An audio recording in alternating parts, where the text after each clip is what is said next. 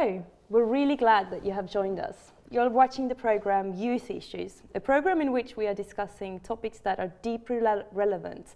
You could say essential. Today, we are talking about relationships. And when I say relationships, yes, I do mean the romantic kind. So with me in the studio, I have Christopher today, and my name is Gert. But before we actually get to the discussion, let's have a look at how some of our friends saw the matter, what their thoughts were when they heard the topic, relationships.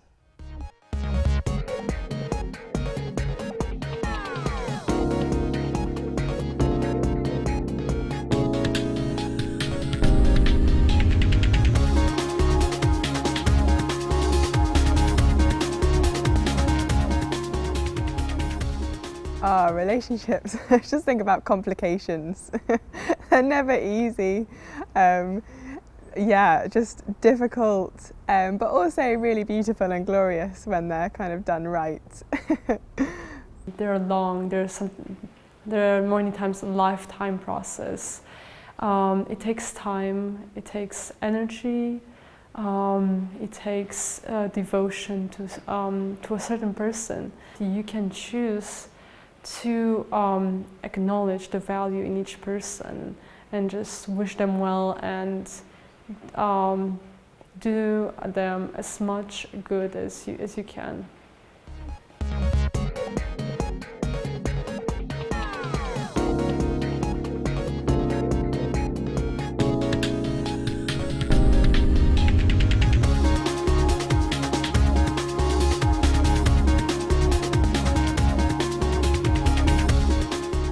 Relationships.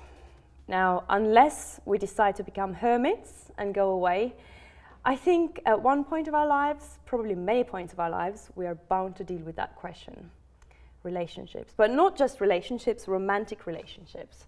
Now, Christopher, you're here to discuss such a significant topic. And I'm such a professional. You're such a professional. Well, you do have relationships. Yeah, I mean, I do have some, yeah. Yeah, well, there you go.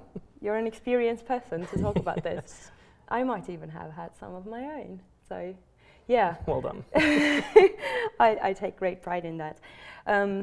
But technically, getting straight to the point, I think relationships, especially romantic relationships, is a topic that seems to be governing a lot of our lives. We seem to be on a constant search of a person that we can share certain things with in a special way. We seem to be scanning for them, and if we're not scanning for them, if we believe that we are already together with somebody like this, then we are testing and kind of like on trials. We are constantly wondering, constantly seeing, and it's a situation that never stands still. It's something that is evolving and really a complex matter, right? Of course. It can be a cause of a lot of joy and a lot of heartache. Now, let's start from the beginning. For a person who is contemplating the issue, what do you think are the crucial elements that we should keep in mind when we're talking about romantic relationships? Well, firstly, I think that one of the most important things to realize when it comes to relationships is the idea that healthy people make healthy relationships. You can just double tap that. Thank you. What I mean by that is that we often focus on the other. You know, we have criteria for how the other person should be, and I think that one of the foundational issues we should be dealing with is the type of person we are. What is our character like? You know, what is our disposition like? The type of person we are will inevitably impact the relationship we have and even the people we are drawn to. But isn't it more like, I mean, you're starting from a weird angle at this, because when we're talking about relationships, we are talking about the other, right? We are talking about having somebody else in our story. Of course. And you're instead starting from us. Yes. I mean, isn't it that we are different around other people? Like, like I remember it so often. I remember thinking back on my younger days, maybe. I remember thinking that, okay, everything is going to be all right once I find the right person to be with. Like, I will be all right once I find the person that can make me all right. Well, I mean, I agree. Of course, relationships are about finding somebody else and being together with somebody else. The problem is that if we are the kind of people that are detrimental to somebody else, that you're bringing issues into somebody else's life that is going to have consequences. And so I think what's important is that we first deal with ourselves before dealing with another person. We deal with ourselves in trying to exemplify a life and a character that reflects healthy values, you know, respect and kindness and you know, caring about somebody else's needs. When you're that kind of person and you're together with somebody or finding somebody else that has that kind of disposition towards you, you're providing a much safer environment for your relationship to flourish. I think one of the problems is that we are used to kind of dysfunctional so-called love. You know, we are because of what we've experienced in life, we maybe haven't experienced healthy relationships through the way that we've been parented or even our friends around us. And ultimately, I think that we all deal with this issue of selfishness in our lives. Well, isn't this actually what the society today tells us? I mean, just thinking about all the movies about love, they very often feature this typical trope of somebody being completely at a loss, in an utter mess, and then exactly. along comes somebody. This is what I wanted to touch on, was basically that these two extremes that exist, basically, that we try to find our worth in another person. Our ultimate worth is found in another person. And I think that there's a problem with that, because this is a selfish way of actually defining who we are, because I don't think that another person can really define who you are. The one extreme is that we are perhaps attracted to somebody who, if we don't have any self-worth ourselves, then we try to find somebody that is so beautiful, so handsome, so intelligent. And of course, you know, if somebody is beautiful, intelligent, and as handsome as they are, finds me attractive and loves me, well, then I have worth. The opposite end of the spectrum is the person who feels like I don't find worth unless I'm fixing somebody else. So they'll be attracted to a person who is a mess. Who has issues. The tough guy or the wounded girl. You know, your empathy just goes out, and I'm going to fix this person. And you know, these kinds of relationships, when you're starting from that perspective, ultimately can end in a bad way, because the person who's idolizing their partner eventually realizes with time that this person is just as flawed as they are. And the person who's trying to fix the other individual realizes that I cannot change this person. They are who they are. And you know, there's more to the relationship, and they end up often resenting each other because they're not feeling fulfilled. And it's only then where you can actually really start really loving each other, you know, which I think people with a healthier character often go into relationships with that attitude from the offset. They haven't romanticized the other person too much. They have a slightly more realistic view of the other. Okay, but I mean, technically what you're doing is going against the entire media industry at the moment, the film industry. Perhaps, a lot of it is actually selling us the story of this perfect relationship, of an utter mess and unnaturally beautiful character who then come together and they end up making each other perfect, even more perfect than they were before.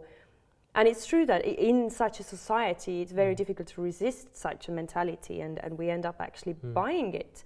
Well, I guess the problem is that there are elements of truth to that. You know, all of us are broken and in need of companionship. All of us are in need of the love of somebody else. But when that is our main goal in life, I think this is far from the goal, because I don't think that another person can really fulfill you in that way. I think that there is a need for something greater than just another individual. But when you say that we shouldn't be seeking for relationships just to mend ourselves, to fulfill to technically, literally fill our own holes, like in our soul and in our psyche, in our emotional, psychological patterns, then why would one set out to actually find somebody. I mean, ultimately, wouldn't you agree that wanting to have a relationship kind of is a selfish desire in the first place? Because we're longing for something good that makes us happy, right? Why, how do you take well, that again, away? I'm just trying to say that I think that our approach is what's important. There's nothing wrong with seeking a relationship with somebody else, but it's what we're bringing to the table.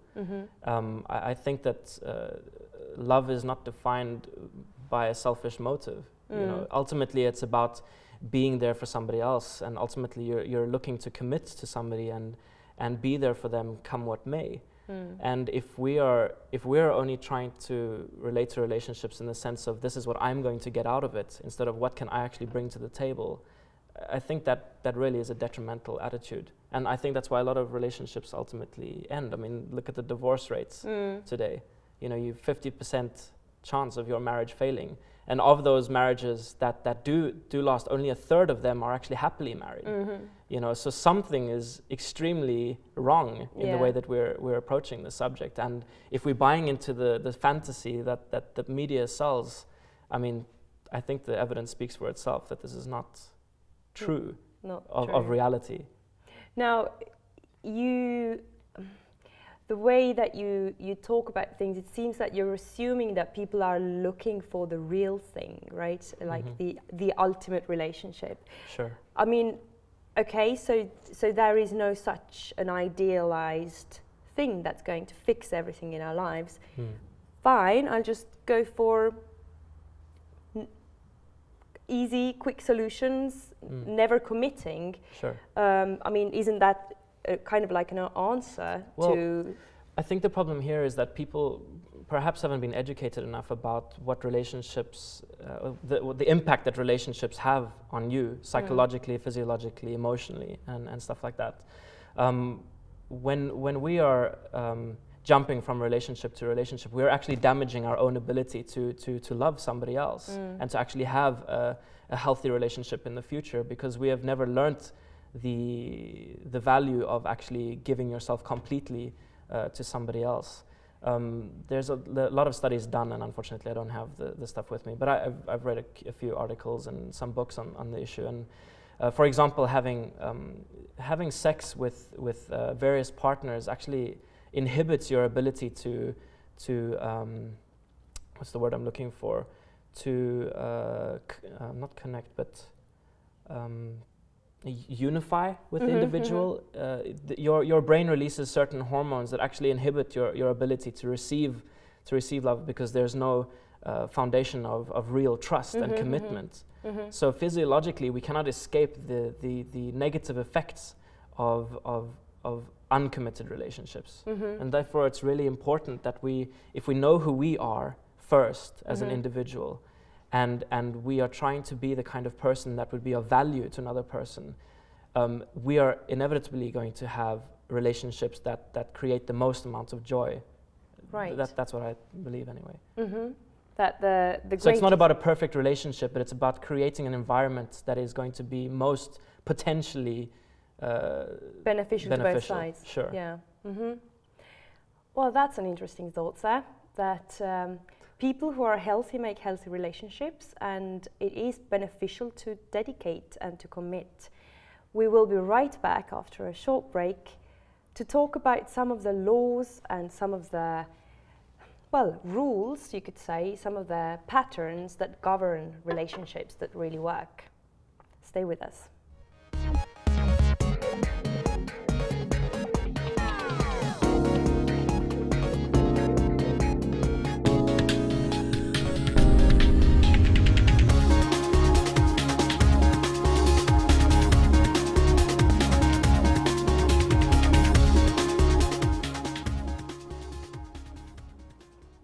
Laws. It occasionally sounds a bit threatening and a bit harassing, but whether we like it or not, the world actually does run by certain laws, and it seems that there are some to healthy relationships as well. Or what did you think? Well, I agree. Maybe laws do sound a little bit more inhibiting, I don't know. But if we take the analogy of a person driving towards a corner that is meant for 30 miles an hour, and you're driving at 70 miles an hour, and you don't slow down, you're headed for an accident. And because of a law. Yes. Because of a natural law. Yeah, natural law. It doesn't care whether you're religious or irreligious. Even if you're listening to a Christian radio station, you're going to have an accident. So and the same applies, I think, to relationships.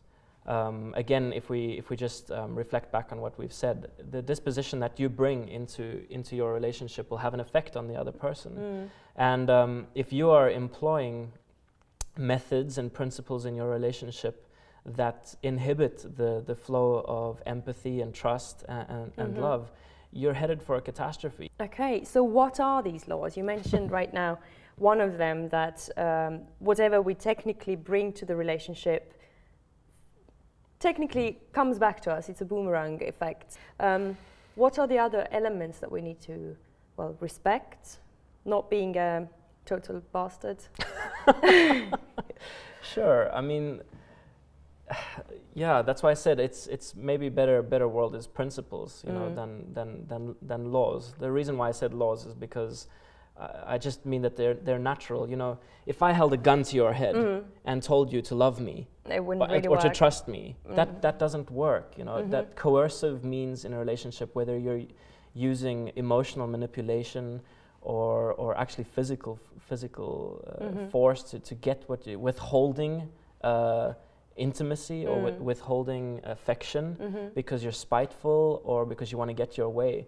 These have detrimental effects on the relationship and the way that the other people relate to you. So again, if we can live a life and have a character that is more in harmony with a kind attitude and a respectful attitude, listening to others and actually caring more about like their best interest than what we want out of the relationship, I think that grows trust and that grows long-lasting commitment.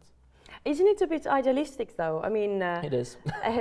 In the sense that it takes a huge amount of trust for me to actually start thinking about your well-being over mine, because it kind of assumes that, it's only going to work if you are doing the same at the same time. Because if you're not doing the same, I will end up being badly abused emotionally and psychologically. Well, this is, I think, a misunderstanding of what love is. I don't think that love... see, when another person, say your partner, treats you in a way that is demeaning or is abusive, like again, whether emotionally, psychologically, or physically, they in fact are damaging their ability to receive love and be a loving person in the future. So you actually have a duty, if you really care about them more than yourself, to actually stand up and say, that's not okay. That's you're actually not behaving in a way that is conducive to your best interest. So love will never be a doormat. Not true love. True love will stand up for what is right, and both for the sake of the victim or whatever, but also the person who's actually being abusive in the relationship. But maybe, abuse is a strong word. We don't have to focus on that. But it can be small things, just such as. Well, I think when we're as men, often we can joke around about being, we can be a bit demeaning towards women at times. Why is that? I've always wondered. Why is that? Yes. Oh, geez, I'm in trouble if I start giving away the secrets. Okay. Well, I guess it's because we're insecure. I don't know. That's what I've we always probably feel guessed. threatened. I don't know. Right. I've had my suspicions. Yeah. What I'm thinking is that probably these tiny little things, we acquire these patterns so easily from everything around us that we don't really even fully acknowledge the fact that we are kind of doing something wrong in a relationship. As you said earlier, that we are so used to dysfunctional relationships that we don't even know how to aspire to something that is bigger and greater and more perfect or closer to perfection. So can you describe a perfect relationship? Oh, my life. I think it's important that we try to aspire to something greater. So I think it's just a matter of trial and error. You can see when you're reaping the consequences of forcing your will upon somebody else. When you have to be right. When you cannot just say, okay, whatever, I'll let that go. Having a forgiving attitude. letting the other person decide certain things in the relationship. I think especially within, for men, that's difficult sometimes, you know, Not only for men, I'm the same. You're the same, okay. I'm the same. Mm. Yeah. But women are always right anyway, so. Yeah, But I we shouldn't can't say really that on help camera. that, can No. we? I mean, we can't really help that. That's the thing. That's what I was actually. What Oh, I you need want to get to learn. that point. But I want to get to that point. That's where I was headed. But no, actually, what I was trying to say is that I guess the point over there is that you said it beautifully. We don't always have to be right. There are occasions in which we are just insisting on being right even though we know that we're not. And then there are cases in which we insist on being right because we know we're right. But occasionally, in a really perfect relationship, we can even sometimes let those things go. And I know that I find that terribly difficult to do. Yeah, it is like, very difficult. When I know I'm right, which is Yes, most which of is the a lot time. of the time. Which is, I understand. I deal with that all the time too. No. One of the things that it boils down to is this, well, there's a lot of talk about this in the newspapers and everywhere probably, that we are kind of a generation of consumerism, and I think it kind of officially started in the 50s or something, that we are so used to consume things for our own benefit. And as a result, I mean, if we don't like a program, we just switch the channel, right? And if we are not happy with the product that we've produced, we've purchased, then we actually take it back and we demand a refund. And this is all a natural part of the life because we have a right to be satisfied in whatever we are consuming, whatever we need. And we have so smoothly transferred that attitude to relationships, and it's terribly damaging because, you know, if there's a hole in the toe of your sock, you just throw it away. And if there's kind of like a problem in a relationship, you just leave it. Well, I think this goes back to what you're referring to in movies, films, books, TV series and stuff like that. You know, I've often spoken to my friends at school, you know, about this issue not pertaining necessarily to relationships, but just life in general. You know, when you watch a movie or when you're reading a book, you're not getting every minute of the day. You're getting snippets of somebody's relationship life, and it's very exciting. It's an emotional roller coaster. It's up and down. We're stuck with 24 hours a day. We're stuck with the mundane. You know, we actually have to work on all those things, and we only experience those highlights that would have been captured on film, you know, a couple of times during the day and a couple of times during the week. And when we think that life is meant to be like a movie, or that our relationship is meant to be like a book, that is one of the core issues. And then combine that with a consumer attitude, then it's just like, oh well, this is not like the movie. This is not the way it's supposed to be. And I can just have somebody else. There are many fish in the sea. Yeah. You know? I can just move on to my next target. Yeah. But again, this is boiling down to a self-centered attitude in the way that you're relating to relationships. Right, so technically what we are kind of complaining about is that we have this as if the manual or description of a product that we get from the society, and then we have the real thing, and they don't really map onto each other. No. But, well, life is harsh, right? You're sitting there telling us that doesn't exist. Yes. Bummer. I think that anybody with half a brain can see that life is not like the movies. That is true. And I think that the tricky thing about it is that most people, when you actually ask them, would always be able to say that. I mean, they really genuinely believe that life equals not movies. Sure. But this doesn't somehow always transfer to the subconscious processes of still assuming or still kind of taking the patterns and trying to see them reproduced in our own lives. And then we approach things with certain expectations, and when they're not there, we get disappointed and we go. Okay, so some of the tips from today have been, first of all, don't seek for a relationship if you want this just to be unbroken again.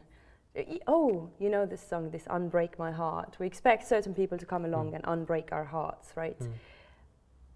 I hope you all know that song, or maybe I'm way too old.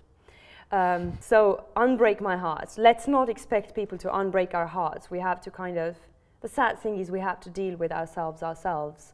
And even if we go into a relationship with a messed up heart and messed up emotions, then we end up actually messing that up as well. Yeah, I think that society kind of projects onto us that we cannot be happy being single. That's impossible. you know, from a young age. I mean, I remember being at school, everybody's always onto the girl. You know, who's my girlfriend? And it's the next girlfriend, next boyfriend, next girlfriend, next boyfriend. And this is carried on, you know, throughout life. And we bring the way that we've treated other people with us, you know, we bring all that baggage into and we need to learn to be able to just say, look, I want to know who I am first. You know, a lot of science has shown that our brains don't even fully mature by till the age of 25.